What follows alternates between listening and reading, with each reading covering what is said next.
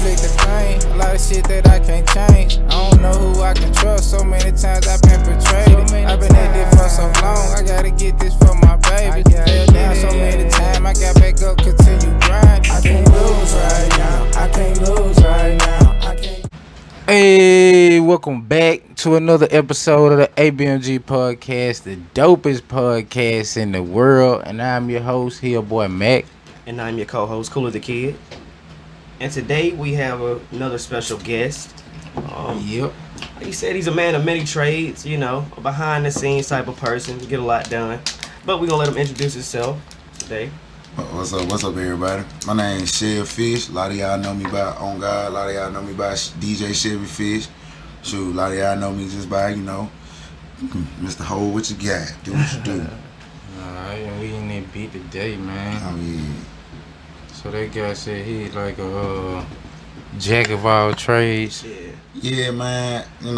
I done fell into a lot of situations, coming into this music, coming into just, entrepreneurship, anything like that. Yeah.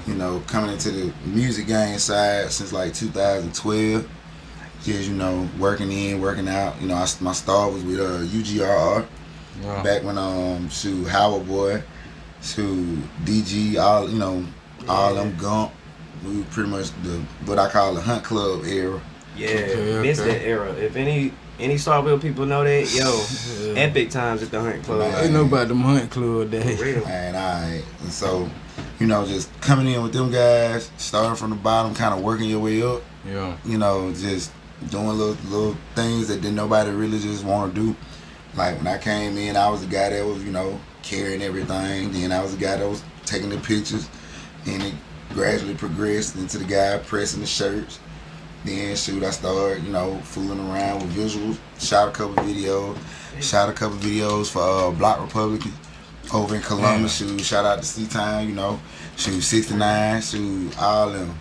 Pretty much with the Bricks, Southside. Yeah. I always gotta show love to the people who show love to me. Oh, yeah. Then, just kind of slowly, gradually moved into the DJing era. I dropped a mixtape, Southern Juice. And that project did pretty good. It was a collaboration project full of just nothing but Mississippi artists. I think I was like one of the second DJs, because at the time we were pushing DJ Late Gang. Okay. It was right after she had dropped Late Gang and Drown 1. Yeah. Oh, yeah. And so right after she did hers, then I came out with mine. It just had like a correlation of, North Mississippi DJs, Jackson, North Mississippi artists, Jackson artists, artists all around the state, just kind of trying to, spread that sound. Yeah. Because a lot of people don't really just get the full scope of how many artists come out of Mississippi. For real. Yeah, they really don't. Flooded with talent. Oh, how much talent in this shit, man. It's a lot of talent in this shit. Yeah, man. You wouldn't even know, though, because I ain't even know about, like, Big Walk Dog before he blew up, you know what I'm saying? Like, Man, pretty much. Big Walk Dog got a Tutwiler. Yep. Yeah, man, pretty much that guy just making moves. And that's the key portion about the music game. A lot of people try to connect music and movies, and Hollywood together, but I promise you it's totally different. Mm-hmm. Like when it comes to like movies, it's about how much money you got. Because a lot of that money gets funneled into the production, Right. Gets funneled into the budget, all of that. And so if you got a certain chick or you got a certain status, you can maneuver around with people when it comes to movies. But when it comes to music, it's all about who you know. And a lot of favors get, thrown in there.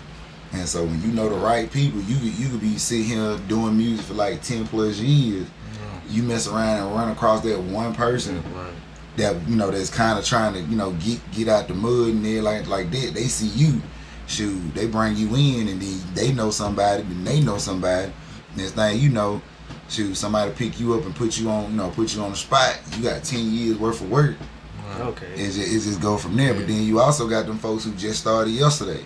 Yep. Just like I said, like I don't want to say Big Walk Dog one of those people, but with the fact that he just kind of just jumped out there, right. And he even admitted that he just started. It's all about who you know, and you can have that connection. A lot of people don't even know, like one of the hottest producers right now, Twisted Genius from Mississippi. For real? Yeah. I didn't know that. And so it's just all about, the connects and people who you know. And so, like, I try to get a lot of Mississippi artists, local wise, to understand that you don't have to go to Atlanta to record. You don't have to go to Atlanta. That's what a lot of artists think though. Like, you have to move away from your hometown in order to make it. It's not always the case. It's not necessarily like a moving thing. It's more like a location. Right. Cause not gonna lie, there are a lot of different opportunities in Atlanta, in Texas, in all these different places. But I try to get a lot of them to see that you need to utilize what we have here. Like, you can go to Jackson, and it's like same kind of studios down in Jackson. Like, I do a lot of projects. Like, most of my projects in that in the studio I go to is Crown Studios. Mm-hmm. Folks don't know how connected Crown is in the industry, and so it's just like you just got to feel yourself around. Then you can, but if you just want a sound at an affordable rate, you could also go to Jackson, go to USA Compound, holler at my boy Slimbo. Yeah. He gonna get you right. Like I said, Mississippi got a lot of talent, man. And it's just the resources. You just don't have the resources. Right. And coming together also, that's a big part. But spreading the love and spreading the knowledge, like you giving a lot of free game on here about the behind the scenes thing that you can do, because most artists are just looking at the front part of it. They're not thinking about. They thinking like, all right, you hop in the booth, you make a song, that's it. Like, it's so much more to it, Yeah, I smoke a shit.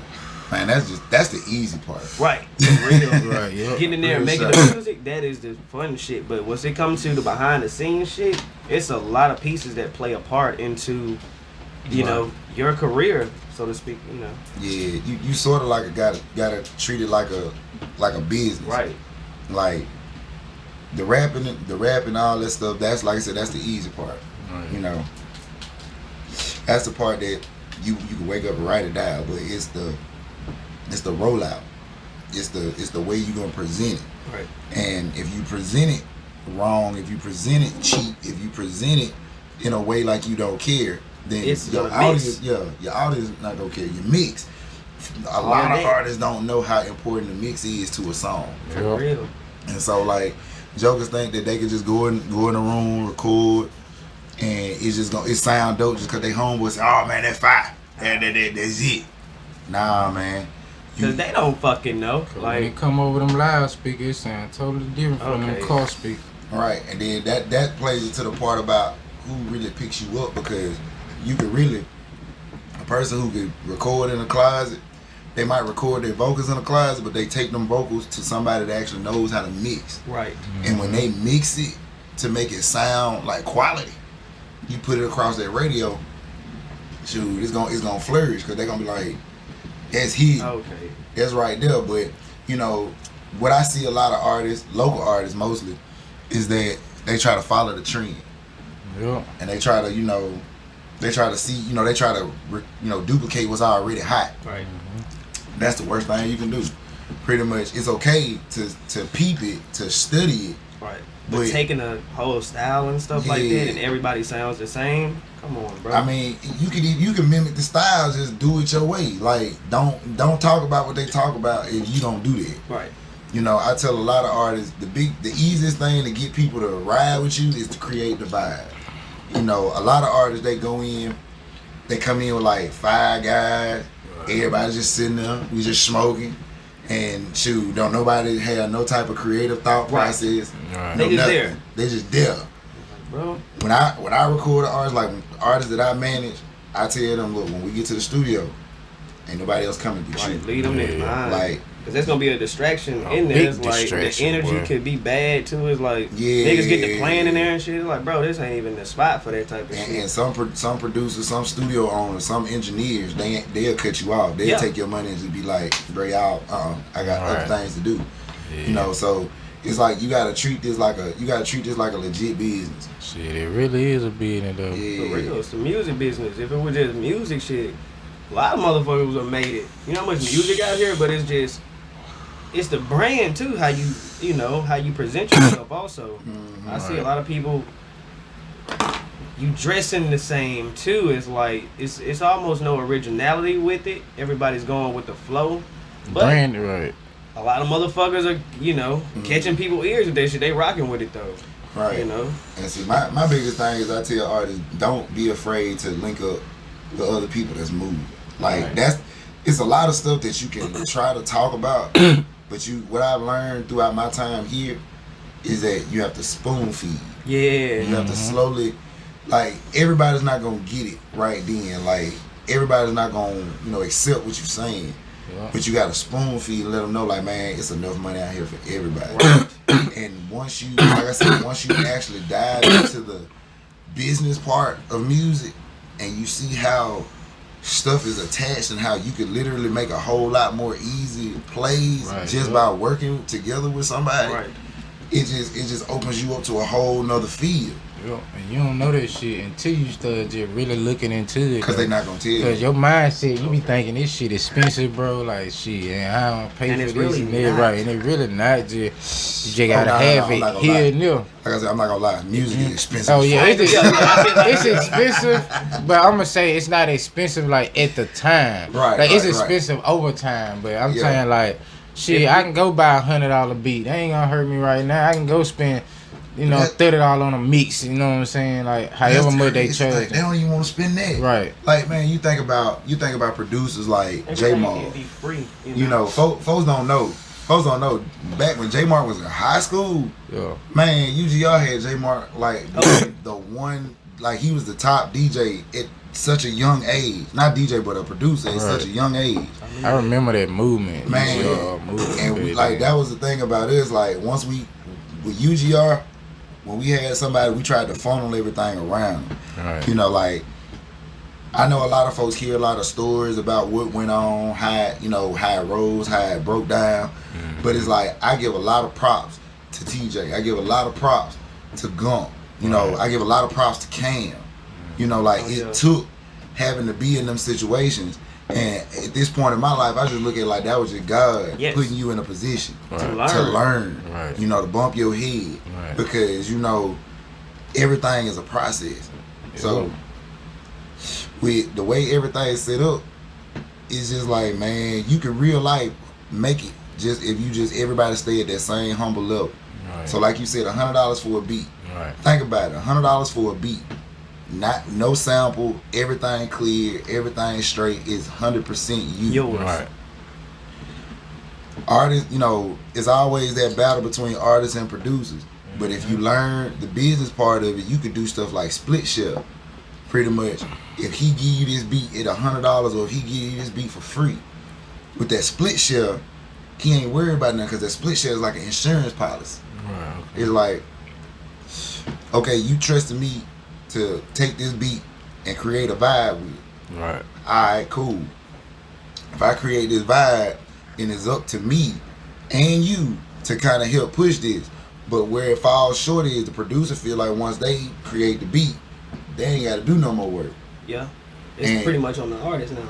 It's pretty much on the artist, and once you, and like I said, a lot of stuff is on the artist, but that's where it comes into play when you have to create the right team of effective people. Gotta be right. And when we say teams, everybody think you gotta have. Oh, I gotta have somebody doing this. I gotta have somebody doing that. I gotta have me a manager. First thing first. If you are a local artist, you just not starting out. You don't need a manager. Cutting this for real. Real talk. You are your own manager. Right. For right now. Right. You don't need a manager until you get to the point to where you getting 10 shows a week. Right. You getting calls to do this, calls to do that. Right. When you get so unorganized to where you can't handle it all by yourself, then you need a manager. And understand, you don't go look for the manager. The manager come look for you. See, that was stuff we understood off talk, though. We understood that off talk. Right. Like, there's no point in it, none of this stuff. And so the biggest question I always get, man, Chevv, I need a manager. I'm like, no, you don't. No, you don't. Right. You don't need no manager. You think you need a manager. You want somebody to do the work. You just want somebody to do the work. You want somebody to do all the other stuff for you. You want somebody to set up shows. You want somebody to holler at somebody to put some shirts together. You want somebody to put a budget behind you. Like, you don't need no manager. Right. You just need to get up off your ass. Yeah. And that's just the key point in it. But if you just actually take time to learn the business, which is not hard to find out, you have a cell phone. You got Google. You got YouTube. They give out free game every day. You can go to the library, bro. 90% of all of the information that you ever hear from me, or if you ever seen any work you see from me, came from sitting in a library, looking at books, reading and watching, studying up. It's you got to be a student of it. So crazy. And once if a local artist actually caught that mind frame to understand, like, okay, I want to do this, but what I do is gonna affect this person. You start moving as if you trying to do this. The right effective people will come. Yes. And you gotta have that mindset. You gotta have that eyesight to peep who riding for you and who ain't. You don't need 20 people to make a team. You can have 5 people to make a team, just long as they are effective. Like they believe in the same things that you do to push the whatever forward. And they can't be sitting here trying to get the limelight from you. You got to have people who see what you doing and like, you know what, how can I amplify that? Like, how can I play a part in that? Because I know if bruh make it, I'm gonna make it. Yeah, that teamwork. And that's teamwork. For real. And so like I said, with a baseball team or a basketball team, pretty much it's the same mind. Shoot, your small forward can't get what he need to get to if he ain't got somebody.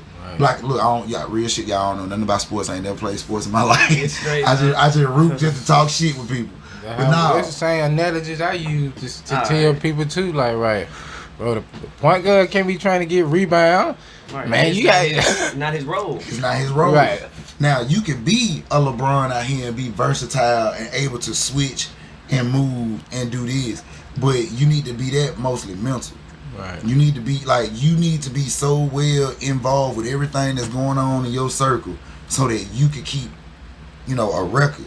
Like if you an artist, you need to know who making your shirts. You need to know how much they spending on them shirts. Even if you got somebody over, you need to know because this is your image. Right.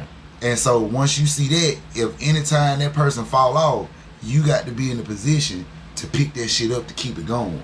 Because any type of fall off will fuck up the whole rotation. Oh, yeah.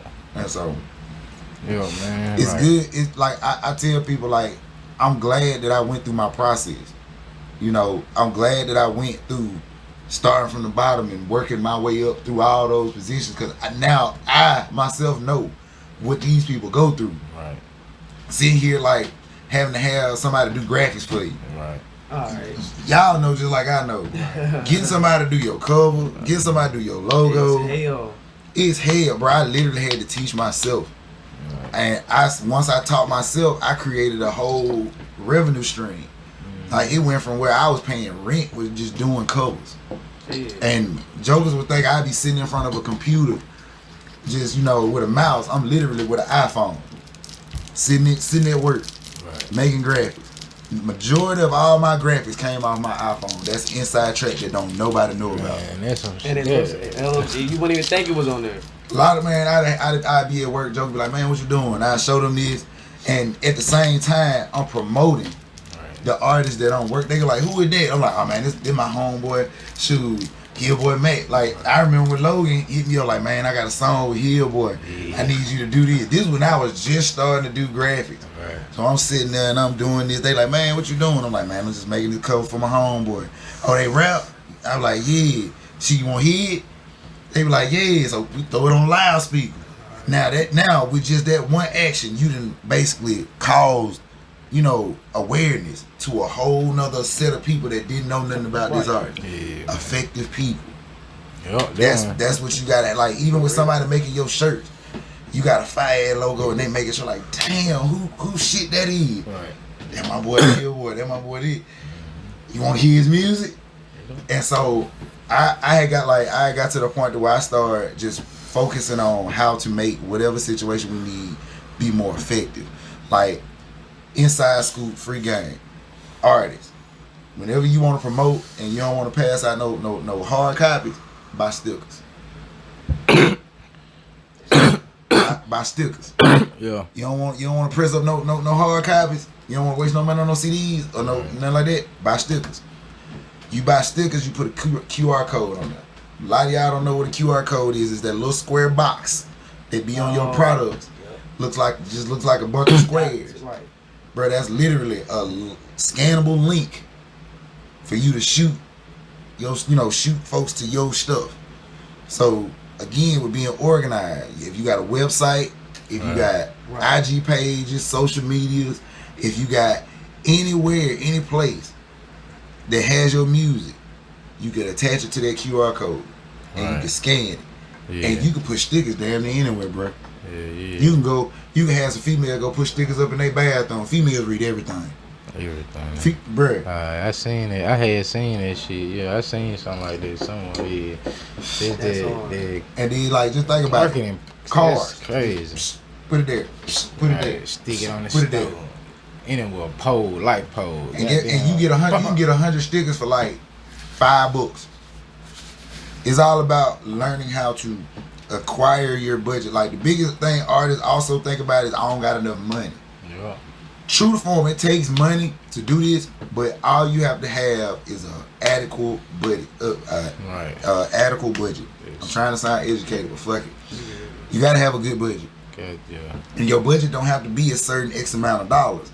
Your budget is what you can afford because you gotta live, bro. Right. Biggest failure I see a lot of artists do is that they try to live outside of their means when it comes to this music. You don't have to do that. Like, ain't nothing wrong with having a 9 to 5 while you getting this music out, bro. Ain't nothing wrong with you working, clocking in every day, trying to get this music. How you gonna pay for your video? How you gonna pay for your clothes? How you gonna pay for your trips to your shows? Right. How you gonna pay for it? And then you still gotta pay rent. Still gotta pay lights, water, and all this. Right. Yeah, all you gotta do is have a actual budget of what you can afford to invest into yourself. And to get to that point, you gotta grind, you gotta do the work, you gotta do everything until you to that point to where you ain't got to worry about nothing but the music. Right. And so, you know, the label's not gonna tell you because they already know, oh, we can make money here. Because just think about it. You come in with a team. You come in with a legit team. And you go to a label. If you don't know what, I'm gonna say it like this. I'm speaking too forward. You come in by yourself. You come to a label. You tell the label, oh, all I want to do is rap. Right. All I want to do is be on stage. Oh yeah. All I want to do is get my ice. get my chain. Get my, I'm gonna ride. Whip. So they gonna tell you, all right. But pretty sure, if you got in that quick, somebody already sold you to them. Yep, they getting you. And they getting a portion of it. So, when you get in there, first thing they do is slap that paperwork in front of you. You don't know what none of it say.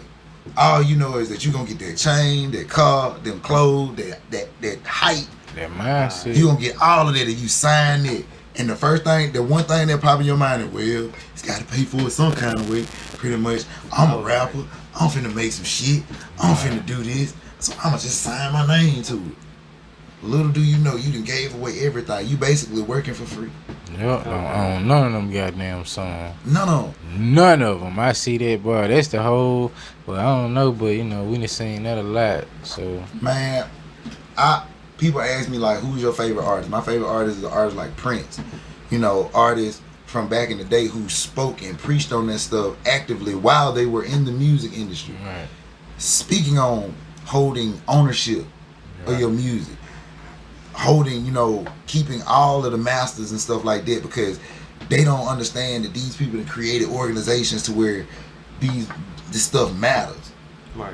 And so when you take a song, like you can take a song and because they own just a portion of the masters, they can stop everything you doing, all because of the fact that y'all are not in agreement.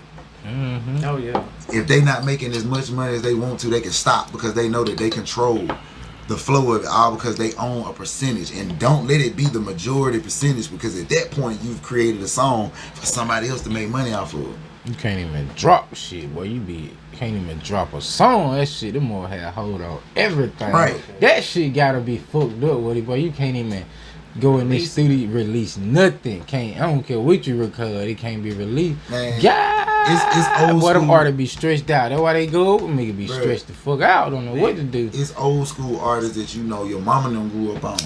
Don't even own their music. Yeah, that's how that right. And it's just like once they get to that point and they actually get it, they either have one foot in the grave or shit. Hell, they strung out here, so it really don't matter. Like I said, it take a while, man, and it's a learning process. But James Brown spoke this shit. James Brown been spoke the entrepreneur mind, like, yo, do this shit yourself. Yo, Get your that'd be a own way promoter. to do it, bro. To be a way to be independent all the way. Knowledge is key, man. Cause it don't matter about that money, like, bro. It don't. But I know it's being coming from the just, you know what I'm saying, not having shit. Then them motherfuckers that put that money in front of you, that just change motherfucker whole thought process. And that's what they expect, man. It's just like That's what they expect.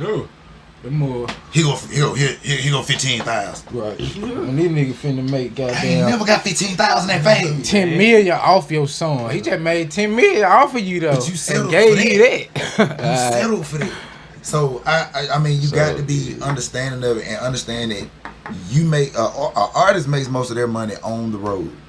Right. You know, like with the way streaming and took over the airways, you know, the process hasn't deleted anybody, but at the same time, it done made it less of a priority. Right. You got artists thinking now that it ain't important to put your music on the radio. Like, the fuck? It's just as important as you putting it on iTunes. And then the foolish part about it is people got to go and click your music on iTunes. Okay. Right. Yeah. Shit, you put it on the radio, they ain't got no choice but to listen to it. Right. And just think about how many plays a song get played. Right. Just putting it on the radio. And you can track that. If you got your beat, if you got your stuff, you know, Set up right. you got the right, you know, people putting your stuff in the right circuits. I'm trying to think of what it is off the top of my head. Cause it's BMI? No, not just BMI. You got encoded. Pretty much. You get your music encoded. That means that anytime your music get played on a radio station, it gets recorded, it gets copied, and it gets sent to BMI. So BMI sees how much of a rotation your music is picking up. And when it comes to all of that, it's all about 1-2 punches. Mm-hmm. Like, I'm gonna give you a quick, real talk, and you think I'm lying, put it to the max. I promise you it's gonna work. Oh yeah. Create you a vibe. I don't even call them songs no more. Songs are stuff that people just create to match with everything going on. No, create you a vibe. Create you something that whenever somebody hear it, they know it ain't nobody else doing it but you. All because y'all sat there and y'all felt that shit. Instead of just going over the same type of Right. We done definitely done that before. Create that vibe. Organize, you know, package it, make it quality wise, invest the money to make sure that it's mixed and mastered. And then from that point, create you a plan of execution. Yeah. How am I going to get this song heard on many different aspects? And at the same time, if you plan this right, you can acquire a decent budget. You get this song, you got all these people out here, you know, wearing clothes, selling stuff. Right. All right. Free game. Take this. If a person promotes, if you see that they promote a lot, if they take your song and put your song on the back end, like play your song instead of the songs that's already hot, you get, that's clicks. You can count that. Right. Yeah. That's advertising. That's licensing. Yeah. And as them clicks go, that counts on your end too. So you got that. Now you done created what the radio was always created for, to basically implement that sound in your subconscious, because the human mind is so complex, but at the same time so simple. Yeah, if you play something for so long, it's like a Pavlov theory. Even if you study get in the routine right. of it. And you're gonna hear it, and it's just like it's catchy. So now that that's going hot, that's going mode, is playing everywhere, everybody hearing it. Okay, now you got to put a face to it. Now it's time for the cover. Now it's time for the visual. The visual got to be just as catchy as the song, but at the same time, be creative. Don't be afraid to step outside the box. Little do you know that the more sillier shit you do, the more people will look at it. Right. Because that's just how the human mind set up. Like, we'll sit there and go, like, instead of all this, I'm gonna say all the generic videos of just constant flashing, constant this, constant that. Instead of doing all of that, which a lot of videographers try to do to just make a quick little book, because they think that if I flip the scene a lot, they gonna like this shit. Pretty much whoop de whoop. Yeah. and they gonna spend the money because they like me flicking the scene. I'm like, nah, bro. Be creative. Center that bitch into you. Do something like put on a wig, put on a pimp suit.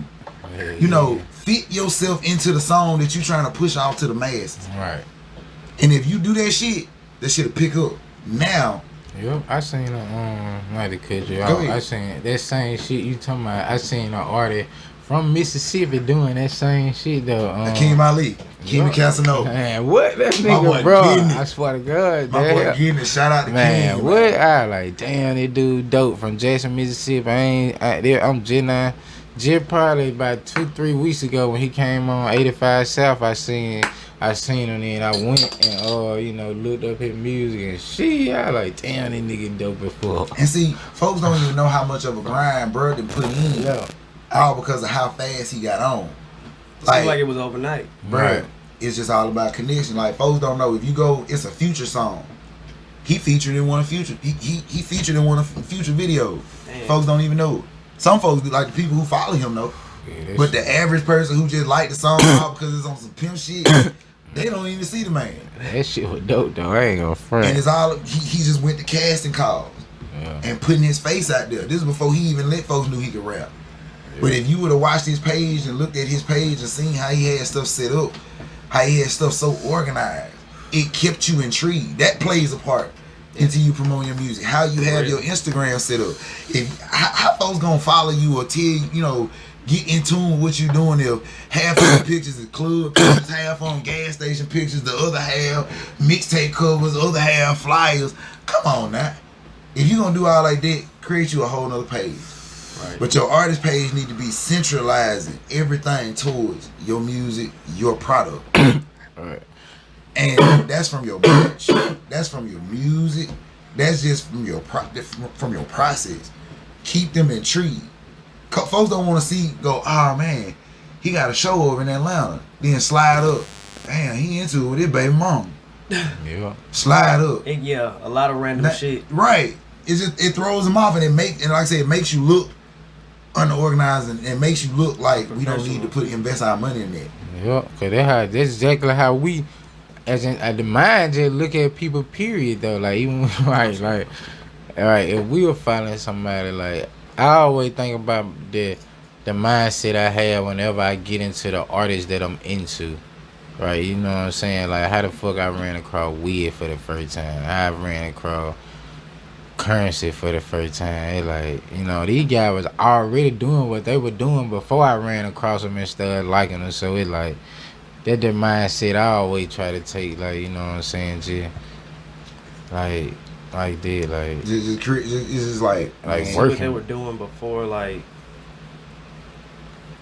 you know. I give you an example, folks like Scotty ATL. You ever heard of Scotty ATL? Yeah. The name sound familiar. He a rapper out of Atlanta. Pretty much, he got a song with Big Crit. He got a song with, you know, a lot of big artists. Yeah. Bro was cutting hair. Yeah. He was cutting hair and he was basically, you know, rapping out the shop. Then all of a sudden, he got into rapping, got his mode up. Now he doing grills. Bro, one of the top grill makers out of Decatur, Georgia. Damn. And then he got a shop. He got a shop in Decatur, Georgia, and he got one on Melrose. Still doing music.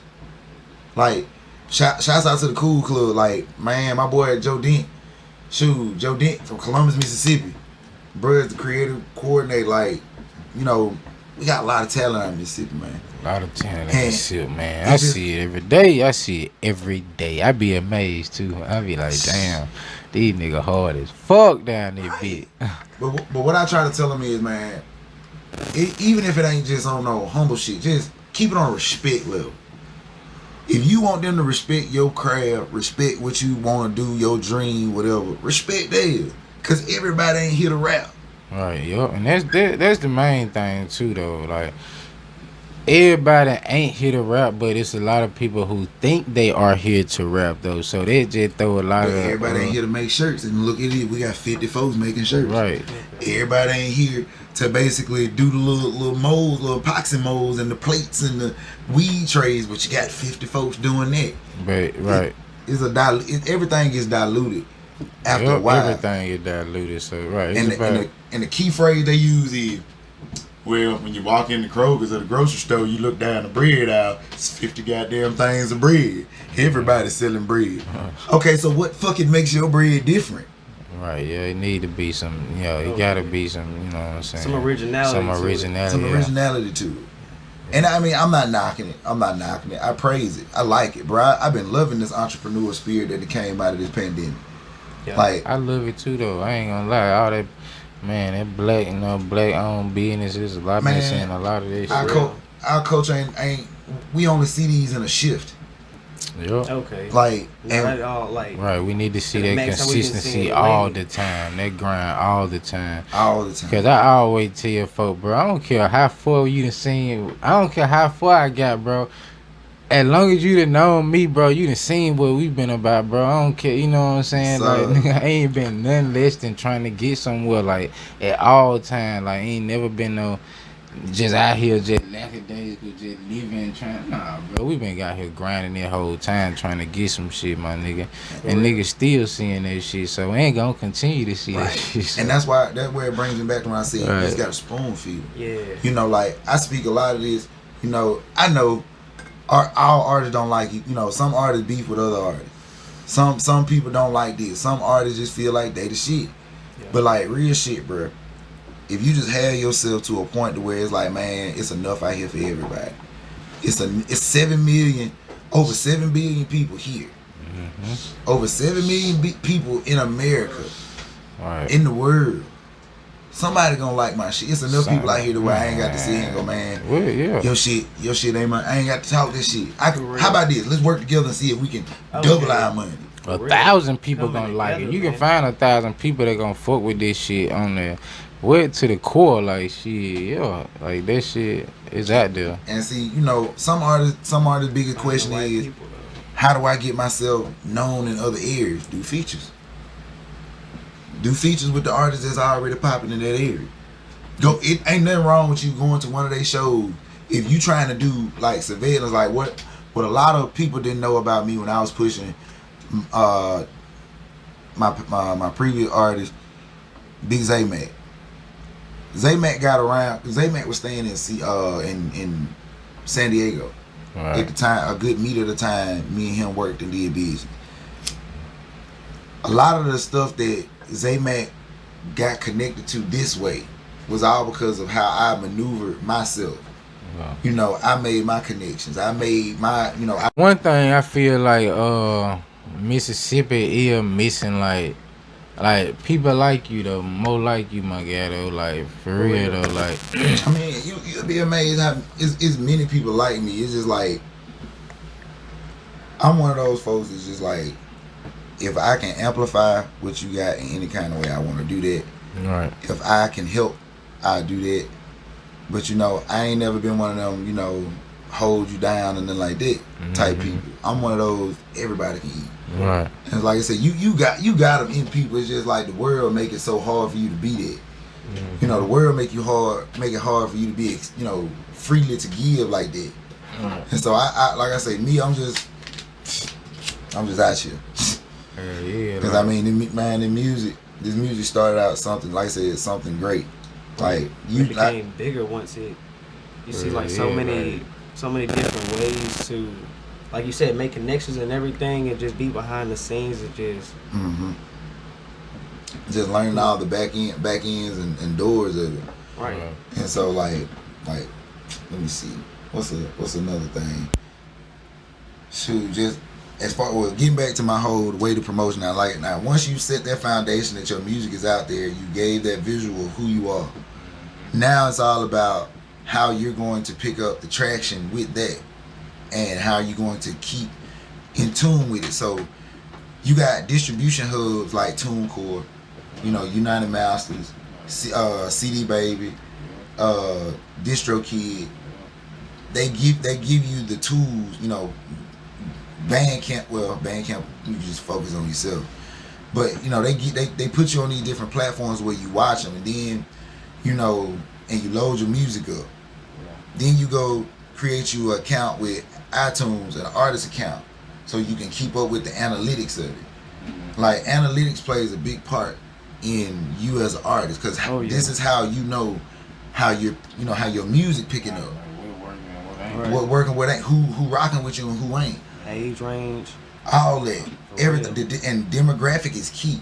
Okay. And so when you got iTunes, Spotify, Tidal, you know, all of these different places to drop your music, that's a whole lot of different types of analytics. So you got to take all of those numbers and try to key into that one average number to see how you're moving.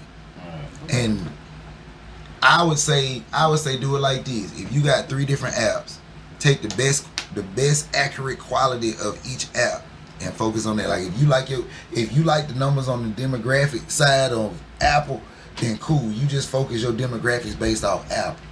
If you like the way your numbers sit with Spotify, boom. Okay, you keep an adequate record of how you doing. It's easy to, you know, keep these numbers, but at the same time, BMI count it all. You know, BMI is what's giving you your money. So you just using, you know, them other apps and other features to see how you can key into that demographic in that spot. I know Spotify tells you exactly who's listening to your music, where they listening to it. Right. Some of them get so intricate they can even tell you what time they listen to it. Okay. And so when you got a majority of your people basically, you know, in Jackson, Mississippi, we're just gonna say Jackson. Now we're gonna say Tupelo, Mississippi. If a good source of your music is being played in Tupelo, all right, now it's time for you to go and try to find spots to perform in Tupelo. Biggest thing I want these artists to hear me say today: stop begging to be put on shows. When you got these shows, these artists that's coming down that people bring down, if it ain't a way for you to promote yourself on a grander scale, don't worry about it. The money you spending to be on these shows, you can save that money and put that and throw your own show. Okay, for real. We have enough venues down here to where you can talk to somebody. We have enough DJs. Shout out DJ Flood. Shout out, you know, DJ Boxell. Shout out, you know, DJ Bino. Shout out, you know, all of these local DJs that be playing at these clubs. These guys got hookups. Throw your own show. That way you ain't got to worry about when you going to perform, because it's yours. Okay. Throw your own show. See how much you actually can draw in. Before you can sit there and say you this type of rapper, see how much money you can draw in from your rap. That's something to think about right there, for real. Think about it, man. I don't give a fuck. I don't give a fuck. You could be the toughest rapper out in the street. You could be out here, did that in the third. That's cool. I ain't think about that. Even off of one song, you can do that. Right. Even off of one song, you can do that. Like, if you take, cause I think about, like, right, all the shit we done did over the years, shit done hit. Like, me and Red did that Pray For Me. Yeah. Shit hit like 7,000 plays in a couple of days. So shit, you just take this and say, shit, I'm performing Pray For Me. Right, like, somebody out of them 7,000 gonna react and gonna know that, you know, gonna know what's what. So it's like, yeah, I ain't never think about it like this. And see, you like I said, you gotta keep the momentum going. Right. And you can, like I said, you can create these waves to fit to a yearly quarter. And make it match in. You just, like I said, you just got to plan and execute. But real talk, if you can't show me how much you can actually draw in, you can't tell me you this certain type of caliber rapper. Like, if you a rapper out here and you basically charging people for features, show me how much you bring in off a show. Okay. I don't want Spotify numbers, because I can't see that money. I can't touch that money. I don't want no money you making off stream. Show me how much money you drawing in from the dough. Okay. Show me that niggas actually coming to pay to see you, or at least just coming to be in the area that everybody is in. And I don't, like I said, I don't care. It could be folks coming in, see some shit ain't popping, and leave. They paid to get in there. For real. You drew enough attention to make people spend their money to come see you. That tells me something about you. Okay. What you got? How much money you floss? What you wearing? Who you fucking? What you driving? That shit don't mean nothing to me. If I could go to a show and I can see your name on the ballot, and I know a good portion of these people came to see you. That's why, shout out to Foo Form. Yeah, okay. I be seeing like they gotta be working. Man, alright. Real talk. Shout out my boy Foo. My boy Grind. Yeah, that guy grinding. And that guy gonna be on the next episode too, so yeah. Hey, tell you, man, he got some shows coming up at J Lynn's. Y'all watch. He hosting one, then, he got one, he gonna be basically in the mix. But my boy been moving. We was supposed to be down at Black Beach. They shut it down. Damn. We was supposed to be in Black. We had worked some stuff together to get my boy on Black Beach. He had already been doing something with the Memphis circuit. Getting up there, moving, going to Birmingham. My boy been really putting in traction work. I see that shit. It's just like we just trying to get him. We really trying to peep this pandemic out. This pandemic really messing up a lot of showmen. For real. But at the same time, we creating that vibe. So don't be surprised y'all see a Foo Foreign show pop up. For real. Maybe a J Lynn's, maybe an Empire. Who knows? Definitely gonna be looking for that shit. That's why we gotta be more. We gotta be more in tech too, more on the music scene. Shit, you know what I'm saying? Knowing what's going on. We gotta cultivate it, man. For real though. Cool, right? But like, I think, you know what I'm saying, like Mississippi it just ain't no like, right, like you said, probably is a lot of people behind the scene, but like, right, like I know a lot of artists struggle with that shit, like not knowing what to do, like just having their music and not even knowing what to do with it, just shit, you know what I'm saying? And to be honest, and just to add to that, I'm gonna tell you, that's a two-part situation, because just as many people you say don't have that know-how. Right. I would say the key reason because they don't have somebody directing them to it. That's why I constantly try to tell artists. Right. We have things popping in Mississippi. Jackson, Mississippi has a music festival, Jackson Indie Music Week. Right. Shout out to Brad Kamikaze, the one half of Crooked Letters, the group with David Banner. Yeah. They do this every year. Right. And at these festivals, they have a week-long, session where they have different, panels. Women, female DJs, radio personalities, business, this, that, and the third. They even have a due to knowledge portion where they have lawyers and label people, execs there on the panel that you can freely ask questions to. A lot of it is because it's not being filtered and pushed and supported. Like, we so quick to read up on some bullshit, but we don't focus on what is needed. And I'm not gonna say that we haven't had key people up this way who haven't done it. D South has put on a lot of panels for artists. Dub City, he did like with the music awards. Even with that, he didn't try to connect enough people.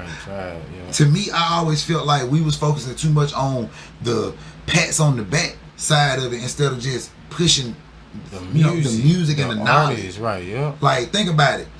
Not like I said, not throwing shade, not knocking it, but just on a different variant of the situation. What if we would have invested our money like we invested into these music awards, into actual panel weeks, actual artists, actual artists, and bring them down here to actually tell us how to do this and how to do that. How forward we would be when it comes to this music. And we'll just all sit down together, bro, and work together. Cause I see it like, I feel the exact same way. Like, bro, to me, though, award shows serve no purpose. Like, no purpose. It's like, bro, none of these artists is known. We all local. And it's like everybody trying to get somewhere. Like, even the person who throwing the show. Like, so why not take that money, all that same energy, right?